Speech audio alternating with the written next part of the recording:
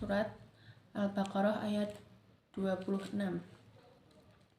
A'udzu billahi minasyaitonir rajim. Bismillahirrahmanirrahim.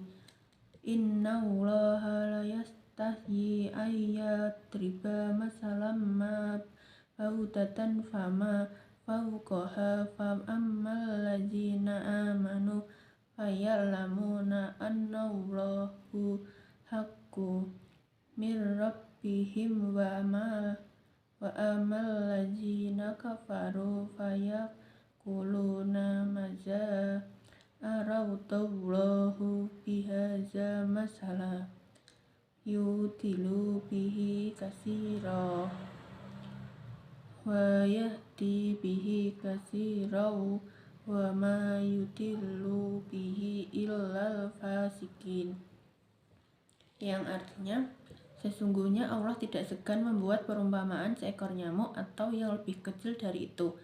Adapun orang-orang yang beriman, mereka tahu bahwa itu kebenaran dari Tuhan, tetapi mereka yang kafir berkata, apa maksud Allah dengan perumpamaan ini?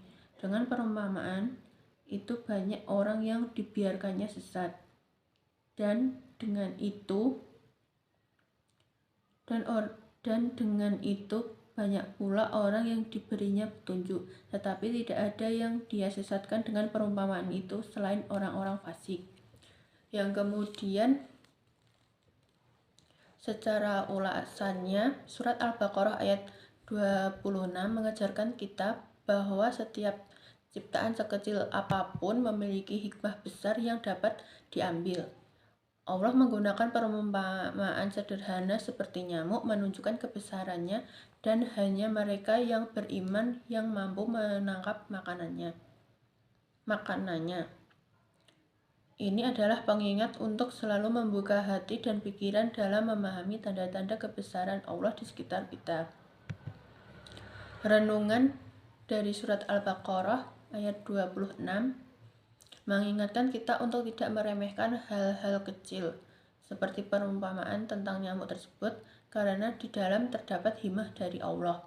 Ayat ini juga menekankan pentingnya keimanan untuk dapat memahami pelajaran-pelajaran tersebut serta mengajak kita untuk selalu merenungkan kebesaran Allah melalui ciptaannya.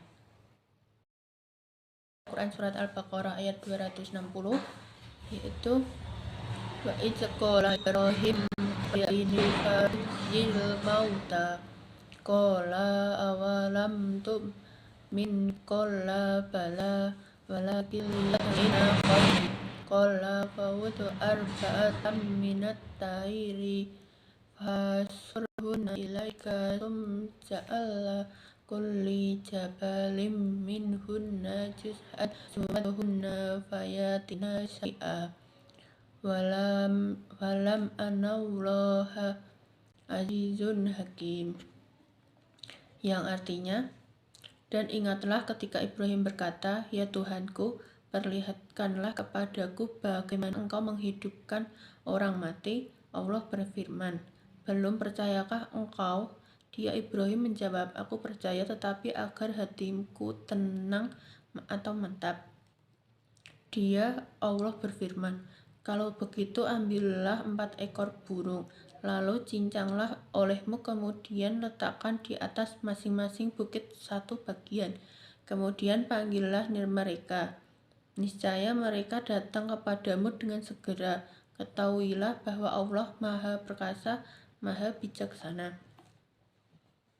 Renungannya adalah surat Al-Baqarah ayat 260 mengajarkan kita tentang kekuasaan Allah yang mampu menghidupkan yang mati, sekaligus menunjukkan pentingnya iman yang disertai pemahaman mendalam. Kisah Nabi Ibrahim ini menginspirasi kita untuk terus memperkuat keyakinan melalui ilmu dan refleksi atas tanda-tanda kebesaran Allah di sekitar kita. Secara ilmiah, ayat ini dikaitkan dengan konsep kehidupan dan regenerasi. Dalam biologi, kehidupan memiliki siklus yang kompleks dan melibatkan mekanisme seperti regenerasi jaringan, pertumbuhan sel, dan kelangsungan spesies. Penemuan ilmiah tentang biologi sel dan evolusi juga memperlihatkan tanda-tanda kekuasaan Sang Pencipta. Ayat ini menginspirasi untuk terus menggali ilmu dan memahami keajaiban yang ada dalam proses kehidupan.